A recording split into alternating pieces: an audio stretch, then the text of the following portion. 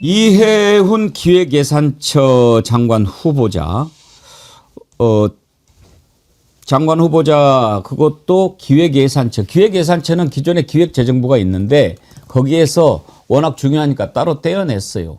그래서 이건 정말 초대 장관이고 이재명 정부의 철학을 가장 잘 반영할 만한 그런 사람이 맡아야죠. 그런데 그걸 보수 출신에서 왔다. 그것까지 좋아요. 그런데 보니까 내란도 옹호해. 윤 어게인을 외쳐. 아니 이런 사람을 굳이 써야 되나. 국민들이 깜짝 놀랐죠. 오늘 아침에 일단 그 부분에 대해서 이해훈 후보자가 입장을 밝혔습니다. 제가 어제 이야기했죠. 두 가지 필요하다. 첫째, 반드시 자신이 그렇게 옹호하고 잘못했던 부분에 대해서 확실한 사과를 해야 된다. 두 번째, 능력으로 보여줘야 된다. 그랬는데 일단 첫 번째 사과했습니다. 진솔한지 아닌지 한번 들어보시죠. 지금 우리 경제, 우리 사회는 엄중한 상황입니다. 고물가 고환율의 이중고가 민생에 많은 부담을 주고 있습니다. 회색 코뿔소 같은 상황이라고 봅니다. 예, 저건 어제 그 발언이고 오늘 사과한 장면 들어보시죠. 잠깐만요.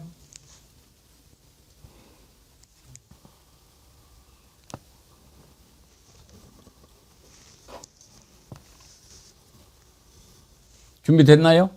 네, 들어봅시다. 내란은 헌정사에 있어서는 안 될 분명히 잘못된 일입니다. 내란은 민주주의를 파괴하는 불법적 행위입니다. 그러나 당신은 제가 실체를 제대로 파악하지 못했습니다. 정당에 속해 정치를 하면서 당파성에 매몰되어 사안의 본질과 국가 공동체가 처한 위기의 실체를 놓쳤음을 오늘 솔직하게 고백합니다. 저의 판단 부족이었고 헌법과 민주주의 앞에서 용기 있게 행동하지 못한 책임은 오롯이 저에게 있습니다. 모든 상처받은 분들께 진심으로 사과합니다. 먼저 김성환 평론가님, 저 사과 어떻게 평가하십니까? 지금 저도 고민에 빠졌습니다. 사실은 그러니까 이 사안을 어떻게 바라봐야 될지 굉장히 고민스러운데요. 그러니까 저 사과 한 번으로 과연 그래서 그동안에 탄핵 반대하고 계엄을 옹호하는 듯한 태도를 보인 게 다 없어지는 거냐? 그건 아닐 것 같아요. 그러니까 앞으로 반복적으로 인사청문회나 이런 과정들을 통해서 검증하는 절차가 또 있기 때문에 그 과정에서도 자신의 과거의 잘못이나 이런 것들에 대해서 다시 한번 얘기해야 된다. 그렇게 반복적으로 얘기를 해도 사실은 그 진정성을 좀 의심받을 수 있는 상황이기 때문에 그럼 정말 처신을 똑바로 해야 된다 이렇게 생각하고요. 다만 사실은 제가 좀 고민스럽다고 말씀드렸던 지점은 뭐냐면 그 부분을 떼어놓고 생각할 때 그럴 때 과거에 그러니까 정권이 들어서고 난 다음에 새로운 대통령이 들어서면은 인사할 때 굉장히 비판들을 많이 했거든요. 자기 사람만 쓴다고 하는 얘기들도 많았고요. 코드 인사한다 이런 지적들이 끊임없이 있었을 때 좀 넓게 사람을 써야 된다 이런 얘기들을 많이 했거든요. 상대편 진영, 보수 진영도 사람을 쓰는 게 왜 문제가 되느냐 이런 얘기들을 많이 해왔던 것이기 때문에 예를 들어 다른 부처 같은 경우에는 또 모르겠는데 경제부처 같은 경우에는 이재명 대통령이 얘기한 것처럼 여야가 따로 없고 진보 보수가 따로 없는 거거든요. 그러면 이해훈 지금 후보자가 과거에 예를 들면 정부의 확장 재정을 비판했다거나 이런 부분들 또 소비 쿠폰이나 이런 것들을 비판했다고 하면 그런 부분들을 절충해 나가면서 국간직 역할을 반대의 측면에서 제대로 할 수 있다고 하면 그것도 또한 차이를 극복할 수 있는 방법이 되지 않을까라고 하는 측면도 있어서 그 두 가지를 어떻게 우리가 저울질해야 될지 저도 솔직히 좀 고민스럽습니다. 고민하는 분들이 많이 계실 겁니다. 일단 그 반대하고 고개를 갸우뚱하는 분들이 주로 얘기하시는 것은 사람 못 고쳐 쓴다. 이해훈 후보자의 전력을 보면 대선 캠프를 5번이나 바꿔 탄 사람이에요. 이회창, 박근혜, 유승민, 윤석열, 김문수까지. 이런 정치 행보를 보면서 저것도 배신할 거 아닌가 이렇게 생각하는 사람들이 있죠. 아마 어제 투표를 했다면 결과가 다르게 나왔을 것 같은데 오늘 아침에 이재명 대통령이 국민들의 이해를 구하는 메시지를 냈기 때문에 그래도 한번 이재명 대통령을 믿어봐야 되는 거 아닌가 하는 여론도 많이 만들어지고 있습니다. 일단 오늘 아침 사과 메시지 전혜연 원장님은 어떻게 평가하십니까? 뭐 사과를 안 한 것보다는 낫다라고 생각을 합니다. 근데 이 내란이라는 것이 일반적으로 우리가 저 사람이 보수정당 출신이라는 거는 좀 굉장히 다른 문제죠. 그리고 이해운 후보자가 그동안 보여줬던 행보가 끊임없이 반성하고 예를 들면은 윤석열 내란은 잘못된 것이다. 그리고 빨리 국민의힘이 손절해야 된다. 그거 안 하면 난 탈당이라도 하겠다. 이런 행동을 한 것이 아니었기 때문에 청문회까지의 과정이 상당히 난관이 있을 거다. 전 좀 이렇게 전망을 하고요. 일부 언론 보도를 보면은 당장 민주당 내 의원들이 공개적으로 반발하는 기류가 잡히고 있습니다. 근데 국정이라는 것이 물론 대통령이 잘하시는 것도 중요한데 정부 여당이 같이 보조를 맞추고 상임위 역할도 굉장히 중요하거든요. 그래서 아마 이게 이제 청문회가 분기점이 될 것 같은데 내란 문제와 더불어서 이재명 정부가 가고자 하는 경제 정책 방향에 대해서 정확하게 인지를 하고 있고 그 국정 철학과 맞고 가고 있는지 그 부분에 대한 검증도 하나의 잣대가 될 걸로 봅니다. 강수영 변호사님은? 개인적으로는 이재명 대통령의 정치적인 어떤 아이디어와 생각이 무엇인지 이해는 돼요. 그리고 그걸 통해서 얻고자 하는 효과도 무엇인지 생각은 잘 이해는 됩니다. 근데 이제 심정적으로 두 가지 지점에서 요건이 좀 충족돼야 된다고 보는데 대통령도 말씀하셨어요. 국민 눈높이에 맞춰야 된다고. 첫 번째는 이해운이라는 사람이 뭐 내란 이후에 뭐 연단에 올라가가지고 마이크 잡고 팻말 듣고 집회하고 이랬던 것이 당협위원장이었기 때문에 그냥 마지못해서 한 거였을 뿐이다. 뭐 이런 식으로 해명을 할 거면은요 말만으로는 안 되고요. 구체적으로 국민의힘 서울시당에서 각 당협위원장들한테 계엄 이후에 어떤 지시를 했는지, 어떤 행사에 뭐 누구를 동원해라, 나와라, 여기에 와달라 이런 연락을 했으니까 자기가 갔을 거 아니에요. 본인이 그게 진심이 아니고 당파성 안에서 내가 당협위원장이기 때문에 어쩔 수 없이 갔다라는 이야기 하고 싶으시면은 서울시당이 했던 공지라든지 이런 것들을 까야 됩니다. 그러면서 본인이 진짜 진정성이 그게 아니었다.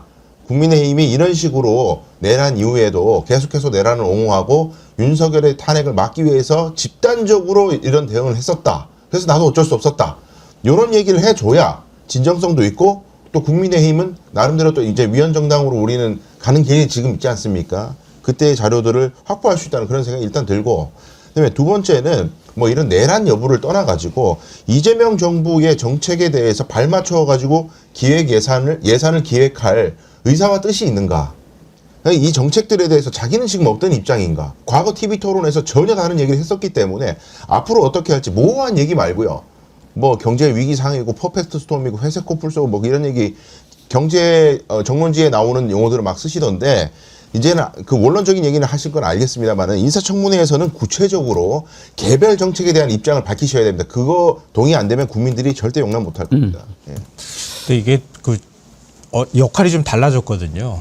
그러니까 기재부 장관을 만약에 부총리를 임명했다고 하면 그러니까 경제 정책을 다 총괄하는 입장이거든요. 근데 기획예산처 장관일 경우에는 예산 국간직이라고 생각하면 됩니다. 예산을 어떻게 집행할 것인지, 예산 누수는 없는지, 예산 구조조정할 부분은 없는지 이런 것들을 들여다보는 자리거든요. 그러니까 직접적인 경제정책을 만드는 자리에 있는 사람은 아니다. 그 부분을 저는 이재명 대통령이 고려했다고 봐요. 예를 들면 기재부 장관을 임명하기는 매우 부담스러웠을 거거든요. 근데 그동안에 이제 정부 재정이 확장 재정으로 가는 건 안 된다 이렇게 반대를 했던 인사이기 때문에 그러면 확장 재정으로 지금 이재명 대통령이 얘기한 것처럼 지금 씨앗을 뿌려야 된다. 돈을 빌려서라도 돈을 써야 된다. 이렇게 얘기하면 돈을 쓰되 기존의 예산 누수라든가 예산 구조조정할 부분들이 있다고 하면 그런 부분들은 오히려 긴축하고 구조조정하는 이런 것에 대한 것들을 절묘하게 잘 조합한다고 하면은 아주 나쁜 선택은 아닐 수도 있겠다. 그런 희망은 개인적으로 좀 갖고 있어요. 그러니까 그거를 단선적으로 우리가 봐서 모든 정책들을 다 이재명 대통령하고 생각이 완전히 다른데 부딪힐 사람을 갖다 임명해놨다. 이렇게까지 굳이 생각 안 해도 되지 않을까 하는 생각은 합니다. 진보 보수 가릴 것 없이 실력 있는 사람이면 다 쓴다. 이게 탕평이죠. 저는 그런 대탕평의 원칙 찬성하고 이재명 대통령의 이번 발탁도 그런 배경에서 이해합니다. 다만 순서가 지금은 내란 종식이 가장 시급한 우선 과제니까 이거는 좀 먼저 정리를 하고 그 다음에 이제 국민 화합도 해야 되고 그렇게 할 때 발탁을 했으면 어땠을까 그런 아쉬움이 좀 있는데요. 일단 이재명 대통령이 여러 가지 생각을 많이 하지 않았겠습니까? 오늘 아침에 국무회의에서 그런 심경을 토로했습니다. 들어보시죠.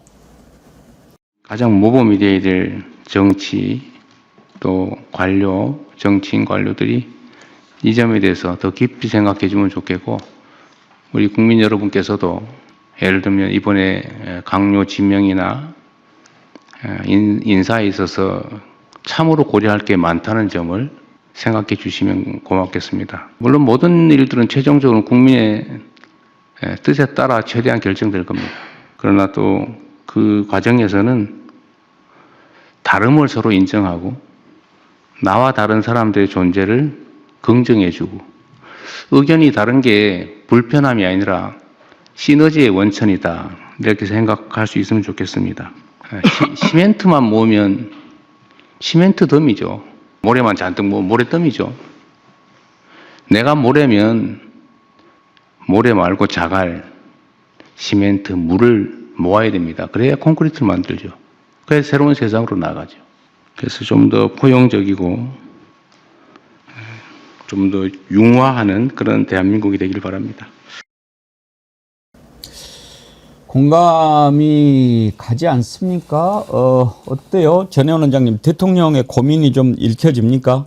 일단 대통령께서 저런 메시지를 내고 저렇게 자세하게 설명을 하셨잖아요. 보통 뭐 홍보수석이라든가 대변인을 통해서 소위 대통령실의 입장이 나왔지만 직접 저렇게 말씀을 하셨다는 것은 왜 이렇게 할 수밖에 없는가. 그리고 우리가 그동안 나라가 분열되어 있고 소위 진영으로 나눠서 경제 문제까지도 우리가 계속 시간만 끌고 합의안을 만들지 못했던 이 점을 고려해 달라라고 굉장히 간곡하게 호소를 하고 계신 것으로 보입니다. 일단 대통령께서 지지자들의 마음을 달래고 왜 이런 인사를 했는지에 대해서 이해를 직접 구하려는 것은 저는 굉장히 긍정적으로 평가를 하고요. 다만 제가 말씀드렸듯이 이게 내란과 연관된 부분이기 때문에 지지자들의 마음을 돌리기 위해서는 후보자나 여러 가지 측면의 노력이 굉장히 많이 필요하다라고 생각이 듭니다. 말씀드렸듯이 지금 이제 뭐 국민의힘의 공격도 문제이지만 지지자 내부의 이 마음의 헛헛함, 쓰라림 이런 걸 어떻게 잘 달래줄까가 여권의 과제로 남아있는 거고 또 하나 제가 말씀드리고 싶은데 어떤 분들이 그런 얘기를 하시더라고요.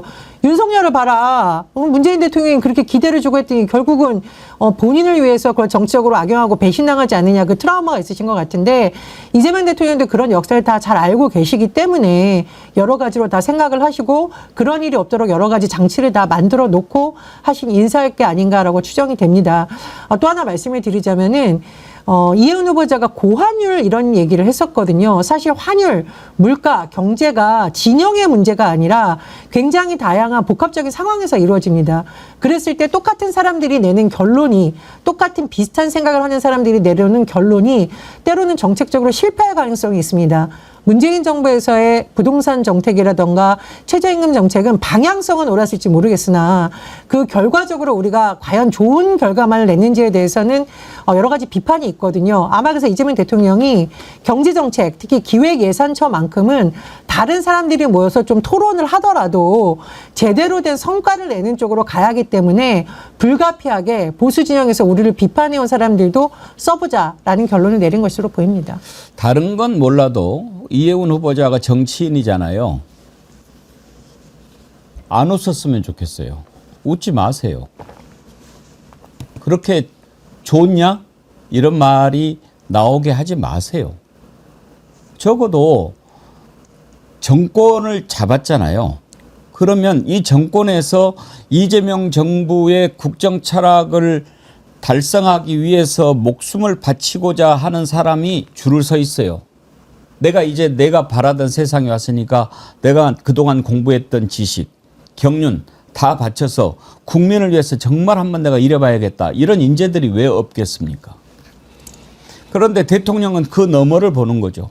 일도 잘하고 나아가서 보수 인재도 끌어다가 씀으로써 나라를 한 걸음 더 경제 발전뿐만 아니라 공동체가 화합하는 이것까지 대통령은 그림을 그린 거죠. 그러면 좋게 말하면 헌신이고 좀 속된 말로 말하면 출세인데 이 정권 잡은 쪽에서 그 하고 싶은 사람이 한둘이겠습니까? 그건 내가 발탁됐다. 이거는 언감생심 꿈을 꿀 수도 없는 일 아니에요. 웃지 말아야죠.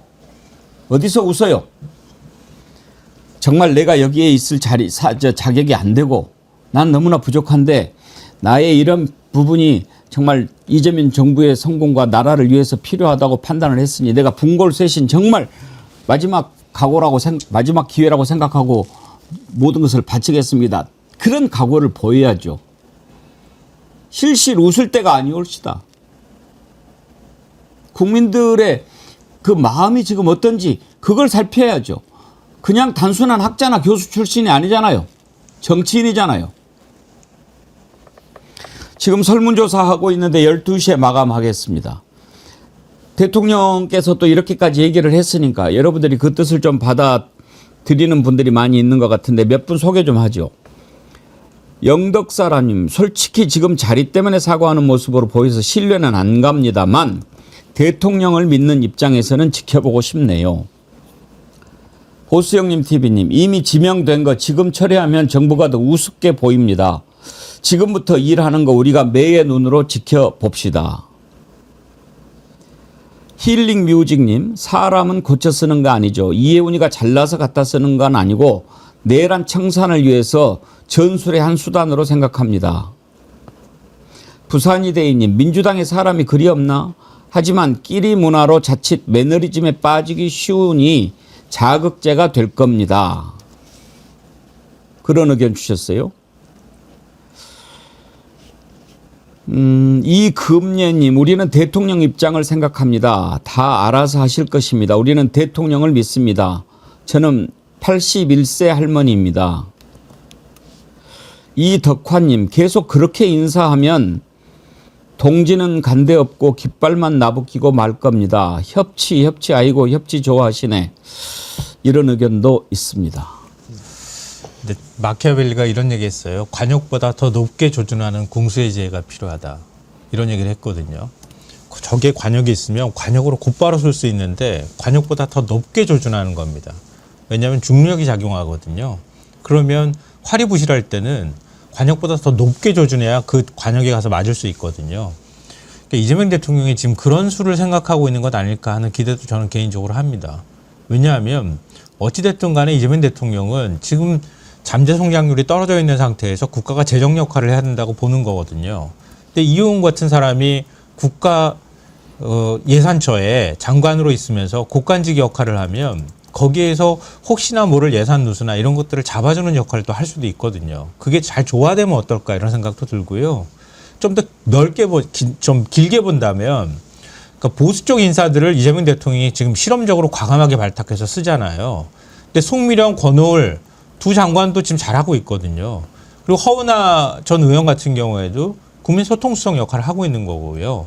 그러니까 이런 방식으로 이재명 대통령이 애초에 얘기했던 것처럼 그러니까 대선 기간 동안에 우리보다 좀 더 확장되어 있는 운동장 넓게 쓰는 방법들로 가겠다고 얘기했을 때 사람들이 아이 대통령 당선되고 나면 안 그럴 거야. 금방 뭐 태도 달라지겠지 이렇게 생각했지만 이재명 대통령은 그게 아니라는 거예요. 하고 있다는 거예요. 실천하고 있다는 거거든요. 과감하게. 그러면 저는 이게 지방선거에서도 서울시장 선거나 이런 데들까지도 쭉 영향을 미칠 가능성이 굉장히 높다고 봅니다.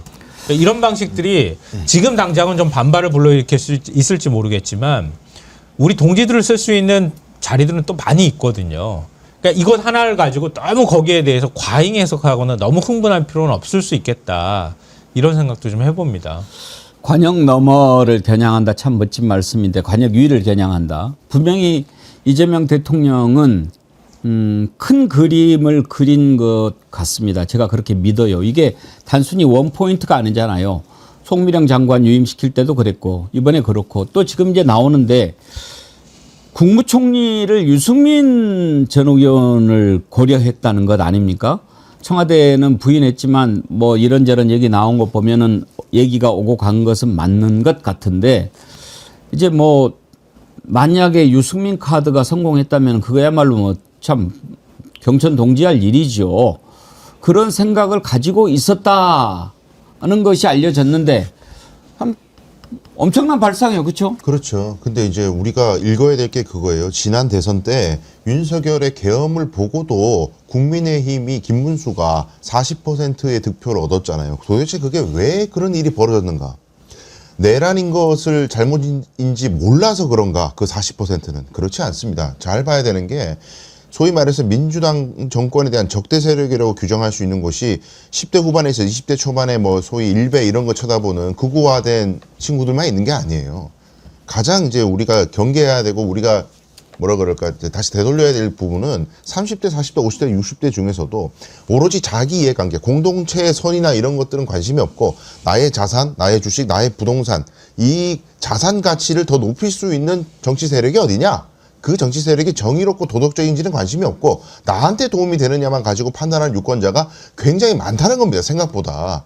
그러면 그 사람들의 이해관계가 지금 이거잖아요. 자, 돈을 많이 풀어가지고 확장 정책을 하니까 화폐 가치가 떨어져요. 물가가 올라가. 그럼 나는 돈이 이미 많은데 내 돈의 가치가 떨어져요. 그러면 기득권자들은 다 싫어해. 돈의 가치가 떨어지면. 게다가 여기서 환율이 계속 올라가니까 금리를 올리지 않으면은 이 미국과 한국의 금리 격차를 줄이지 않으면 환율 문제는 계속 문제가 되고 언젠가 금리를 올리게 되면은 부동산 값이 폭락할 것이고 그러면 나는 자산 가치가 완전히 다 떨어지는데 내가 가진 기득권들이 떨어지는데 나 이거 싫어. 이런 사람들 목소리가 굉장히 응집돼 있다는 겁니다. 근데 이 사람들을 그럼 다 적대시하고 다 내쫓아야 되느냐? 그럴 수 없어요. 대한민국 국민이기 때문에. 결국은 민주당은 그리고 이재명 정부는 이 사람들의 이야기 중에 일부 합리적인 얘기가 있다면 수용을 하고 완전히 용광로처럼 녹여버리면 국민의힘이 특히 그리고 뭐 중도 보수니 예배한 이야기하는 사람도 있잖아요. 예컨대 한동훈 같은 사람들이 자기가 그 지형 위에 서 있다고 주장합니다. 중도 보수라고 얘기하는 사람들은 설 자리가 아예 없어지는 거예요. 민주당이 다 흡수해버리기 때문에 질식시켜버리고 있어요. 지금 공간을. 이러한 측면에서 더 큰 실리를 얻을 수 있기 때문에 게다가 당협위원장 중에 지금 뭐 국민의힘에 원내에 있는 사람들 있죠. 지방선거 질 것 뻔하죠. 다음 총선도 망할 것 같아요. 다음 대선도 안 될 것 같아. 이 사람들 정치적인 커리어에 지금 거의 뭐 망해가고 있어요. 의석수도 조금밖에 안 되니까. 이런 사람들 중에 인물 있는 사람들이 넘어오게 되면은 국민의힘은 고사합니다. 따라서 이런 큰 그림을 좀 고려하지 않았을까 그런 생각도 저는 듭니다. 근데 유승민 의원 얘기 나온 건요. 저는 굉장히 전략적이라고 봐요. 왜 지금 얘기합니까? 왜 이 타이밍에서 얘기합니까? 유승민 의원 몸풀기 시작한 거 아닌가 이런 의심을 저는 개인적으로 하고요. 그리고 인사 제안 건네는 거는요. 대통령이 직접 건네는 거 아니면 누가 누구를 믿겠어요. 그러니까 다음번에 일종의 섀도우 캐비넷을 만들기 위해서 다양한 인사들을 접촉하는 과정에서 누군가가 접촉했을 수는 저는 있다고 보지만 그게 정말 진정성 있는 제안인지 어느 정도까지 확실하게 총리를 임명하겠다고 하는 마음까지 있었는지 이거는 확인하기가 어렵고요. 어차피 이건 확인이 안 될 거예요. 안 될 건데 이 시점에서 얘기했다고 하는 건 보수 진영 내부에서 유승민 의원 차출론 계속 나오고 있단 말이에요. 그러니까 내가 이런 제안을 받았던 사람이야 라고 하는 화제성을 만들어내면서 다시 한번 여론의 주목을 받기 위한 전략이 좀 깔린 포석이 아닐까 생각합니다. 이재명 정부의 경제 정책 방향이 바뀐 거냐라고 일각에서 의심하는데 저는 그건 아니라고 봅니다. 왜냐하면 어제 기획예산처의 이해운 발탁과 더불어서 제가 사실은 이한주 민주연구원 원장님 뭐 저랑 같이 일하셨던 분이라서가 아니라 이재명 대통령의 모든 핵심 정책을 만들며 같이 온 분을 경제와 관련된 핵심 역할을 하는 정책특별보좌관으로 같이 임명을 했습니다.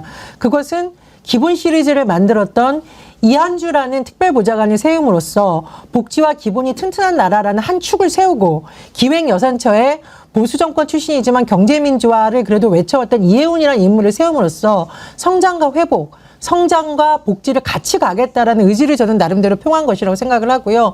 또 이해운이 가서 혹시 기획예산처가 제대로 역할을 못하는 거 아니냐, 대통령의 경제 철학과 다른 방향으로 가냐는 우려를 불식시키기 위해서 대통령의 가장 큰 오랜 멘토이자 민주당과 국정기획위원회에서의 큰 틀을 컨트롤 타워 역할을 했던 큰 인물을 같이 내세움으로써 그런 우려를 불식시키기 위한 장치는 뒀다라고 생각을 합니다. 근데 중요한 것은 성과를 내는 거잖아요. 그래서 저는 앞으로 어떤 경제 성과를 내고 국민들이 그걸 체감하느냐, 이게 정말 우리 정부가 여권이 안건이 큰 과제라고 생각합니다. 네, 이재명 대통령이요. 저는 노무현 대통령 좀 닮았다고 생각해요. 늘 평상시에도 그런 생각하거든요. 굉장히 좀 실험적인 걸 좀 좋아하는 스타일이기도 한 것 같고요.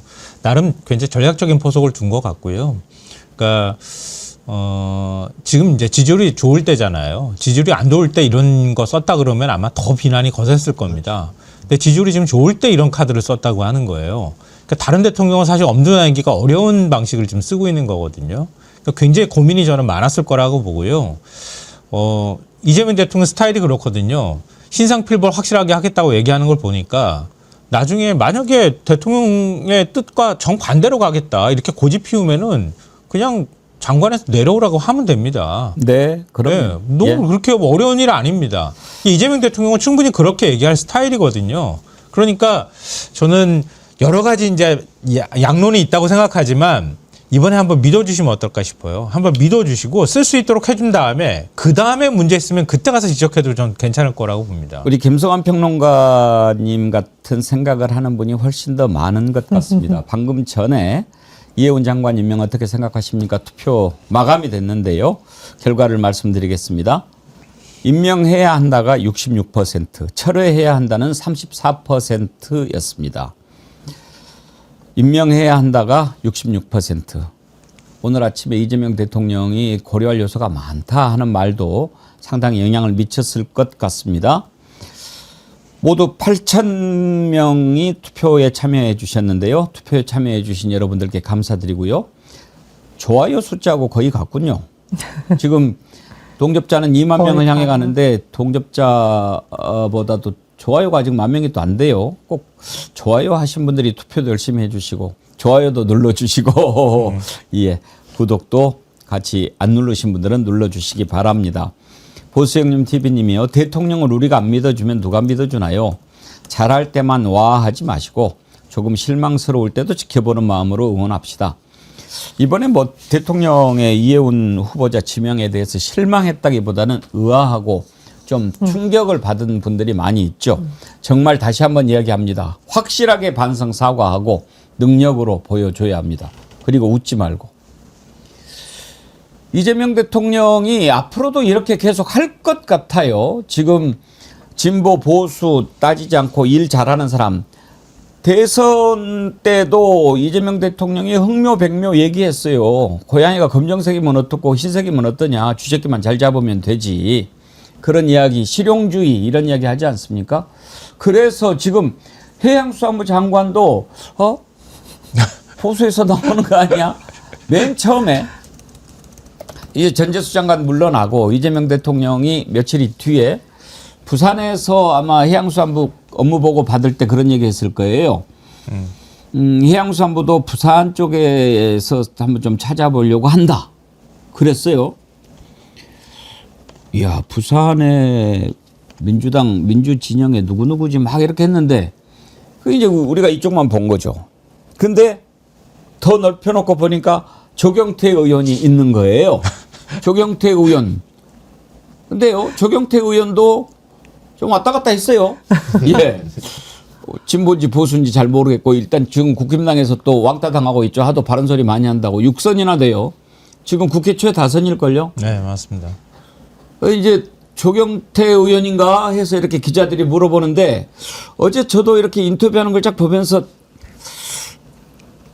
받은 것 같은데 그런 생각이 들었거든요. 한번 보시죠.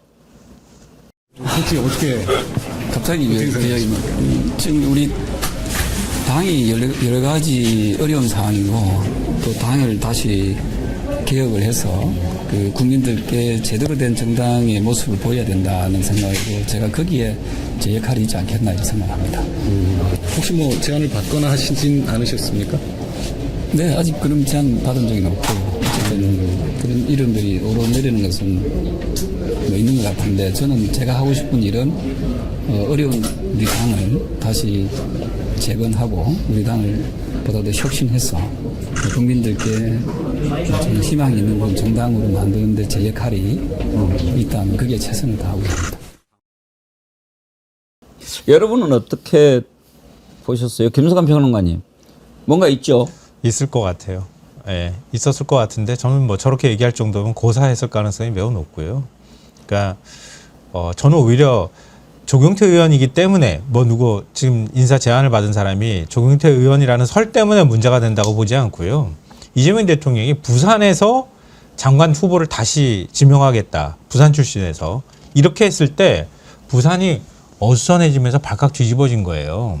지금 국민의힘도 발칵 뒤집어진 겁니다. 그러니까 만약에 또 우리 인사들 빼가거나 아니면은 보수 인사를 파격적으로 발탁해가지고 임명을 해버리면 부산시장 선거 전재수 전 장관 지금 뭐 해수부 장관 물러나는 것으로 수사받고 이러는 걸로 굉장히 분위기가 바뀌었다고 생각했는데 단숨에 그걸 뒤집어 엎는 거예요. 그러니까 그만큼 불안하다는 거예요. 지금 국민의힘이. 그러니까 이재명 대통령 그것도 할 것 같거든요. 이게 대통령이 쓸 수 있는 인사로 쓸 수 있는 굉장히 큰 카드라는 걸 지금 보여주고 있다고 봐요. 이재명 대통령이 누구를 임명할지는 모르겠지만 만약에 국민의힘 쪽에서 우려하는 것 정도의 인사가 누군가가 임명이 된다고 하면 아마 부산 정가가 발칵 뒤집어지지 않을까 싶어요. 이게 국민의힘의 탈당 촉진제가 되지 않을까, 지방선거 앞두고. 왜냐하면 뭐 정치인들에 대해서 비판적 여론이 있지만 그래도 내가 일은 정말 잘하고 싶다, 보수든 진보든 이런 정치인들 상당히 많을 거거든요. 근데 이번에 이혜훈 전 의원 발탁되는 거 보면서 나도 능력 있고 한번 뭐 우리 동네 지역 살리는 거 한번 일해보고 싶다, 이런 사람들이 그래 굳이 뭐 국민의힘에서 희망이 없다면 계속 뭐 윤석열 갖고 싸우고 당 내부 권력 투쟁하느니 차라리 탈당을 해가지고 내가 한번 선택을 받아보고 싶다, 이런 마음 가진 정치인들이 있을 거라고 생각을 합니다. 그래서 이게 나쁜 의미의 탈당, 즉 뭐 국민의힘이 수사받고 이러니까 탈당해야지가 아니라 오히려 내가 지역 살리기 위해서 정파를 뛰어넘어 보겠다, 이런 사람들의 탈당을 굉장히 촉진한 한 요인이 될 수 있을 거라고 봅니다. 보수 진영에서는 김무성 전 의원 되는 거 아니야? 뭐 이런 얘기도 농담삼아 나온다 그래요. 지금 이것도 나와요. 청춘아재님. 곽규택이면 대박인데. 바로 받을 듯. 홍진기님. 조경태는 그래도 탄핵 때 한 표 던진 사람. 네. 벤자민님. 싫지 않아. 크크크. 부산에서 찾는다 그럴 때 저도 부산에 아는 분 한 분 있는데 부산이대인님이라고.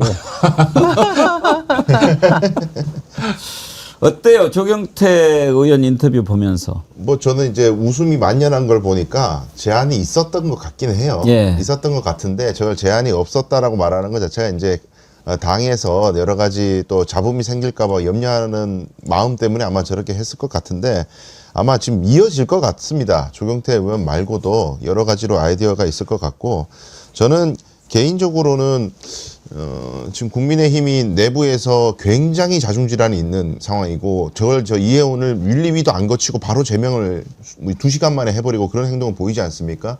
그러니까 여러 군데에서 이미 컨택이 있다는 것을 국민의힘도 정보를 입수를 한 것 같아요. 그러다 보니까 본보기로 완전히 신속하게 그렇게 한 것 같은데 뭐 법적인 문제는 차치하고서라도 저는 국민의힘이 역시 이제 정치 정당으로서의 생명력이 없는 이익 집단이구나 이 생각을 또 하게 된 것이 자기들이 진짜 정치 철학을 가지고 있고 대한민국을 좋은 나라로 만들기 위한 이념이 있고 자기가 정치를 하기 위한 목적과 타당성이 있다면은 이혜훈이라는 사람이 국무회의에 들어가 가지고 전부 다 민주당 사람들로 앉아다 있는 그 공간에서 생중계되잖아요. 요즘 국무회의가. 거기서 반대 의견 얘기하고 이건 이렇게 가야 됩니다. 다른 시각에서 막 얘기를 하고 국민의힘이 원하는 자기네들의 정치 철학을 얘기하면서 뭐 설득도 하고 또 국민들에게 또 여론 형성도 하고 그 기회로 삼아야죠.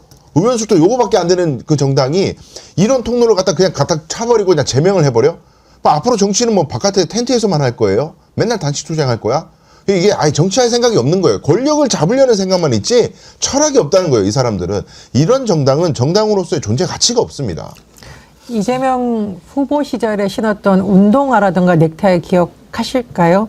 다 파란색인데 거기 보면 빨간색이 살짝 들어가 있거든요. 대통령 오늘 메시지를 보면 빨간색도 국민이다. 다 파란색만으로 나라를 운영할 수 없다라는 취지의 말씀을 하신 게 아마 이혜훈 기획 예산처 발탁의 배경이 아닐까 그런 생각이 듭니다.